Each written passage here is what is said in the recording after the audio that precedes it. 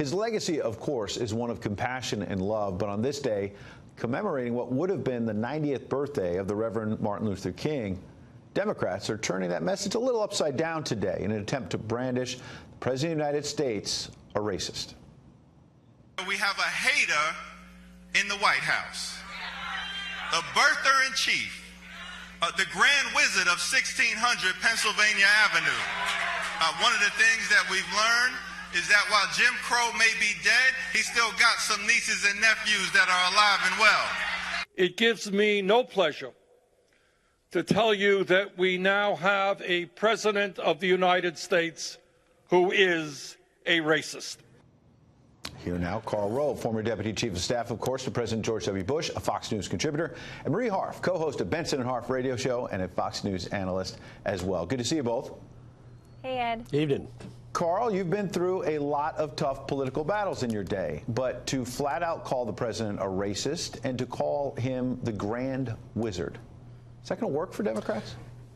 Well, I see two things wrong with it. First of all, this ought to be a day where politics is momentarily set aside and the country honors the legacy of a great man and his vision. And the holding political events on this day, and particularly Hakeem Jeffries referring to him as the President of the United States as the Grand Wizard of the Ku Klux Klan, and portraying him as an advocate of Jim Crow, the vicious anti-black racist attitudes of the latter part of the 19th and the early part of the 20th century.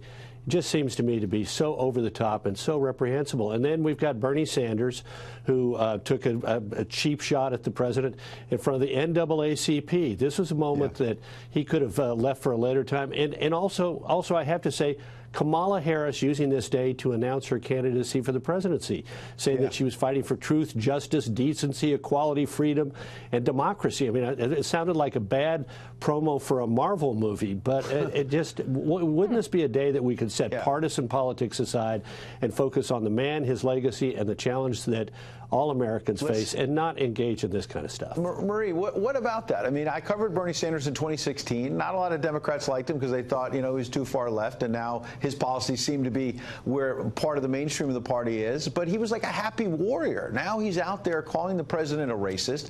As Karl said, Kamala Harris choosing this day of all days to launch a campaign. Is this really smart for Democrats? I have no idea why anyone would find Kamala Harris announcing for president today offensive. That is so, I just don't even know where that comes from. Look, the person who most politicized Martin Luther King Jr. Day was Vice President Mike Pence when he used it to compare Donald Trump to MLK, which is the most offensive thing I've heard in a year full of already a bunch of crazy things. Here's the problem, Ed. Here's the problem, though, and let me just answer for Democrats right now. Go ahead, I'll let you answer. I don't know what's in Donald Trump's heart. None of us do. I don't know what he believes. The problem has always been that there are people in this country who are avowed racist and bigots, and they think the president's on their side, and he has not done enough after Charlottesville in so many situations to disabuse them of that notion when he so could. Challenge him on his policies, Marie. Come out there and attack his policies. I think they are. Well, I think they are. It sounded like personal insults to me, number one. But number two, I want to answer what you said about Kamala Harris, and I'll let Karl jump in a moment. I thought when you say who would be offended by that, this is a day for Martin Luther King Jr., not for me, you, Kamala Harris, or anyone. It's honoring a civil rights hero.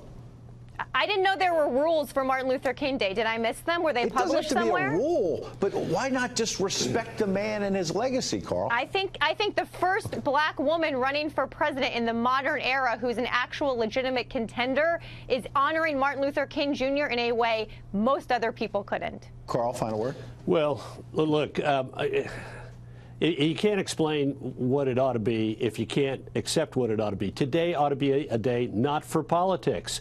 Does every day have to be about politics? Should we, on the anniversary of the death of JFK, have announcements for president in public office? Is every day got to be about a political ambition and about a political message and about excoriating the president of the United States? And the logic that simply because some bigots applaud President Trump, there are a lot of anti-Semites who are part of the women's movement. Should we then paint with a broad brushstroke and say that every Democrat who applauds the women's movement, the women's march, is somehow tied in with these anti-Semitic We figures. saw that this we have weekend, some vicious. Maria. Carl, the what aboutism isn't going to work here. We've had some anti-Semitic forces inside the Democratic Party. Should we blame who applaud what Democrats are doing to stop the United States from Okay, Marie, supporting last Israel? point. Should we blame everybody with Give that her broad a chance. brushstroke? I know the whataboutism is an easy place to go when you don't have much else, but you should take on this issue inside the Republican Party on its face. And by the way, Donald Trump was on Twitter. Don't lecture Marie Harf. Donald Trump, do not lecture me on standing for a more inclusive, bigger Republican Party, a Big Tent. Don't lecture me, Marie. With all due respect, go back and look at the man that I work for and the record. Yeah. Okay. You didn't answer the question, Marie. He asked you about the Democratic Party and anti-Semitism, and then you attacked Karl. Please answer his question. He answered a question about race in the Republican Party on Martin Luther King Day by attacking Democrats. My point is, so answer him. Donald Trump spent all day tweeting insults at Democrats and playing politics. So if we want Martin Luther King Jr. Day to be a day totally without politics, we should call on everyone in public service to say only nice things. I agree. And I have let's end on a note of agreement. Let's end on a note of agreement. They agree. All right. Thank you, Marie. Karl. Sounds Appreciate good. it.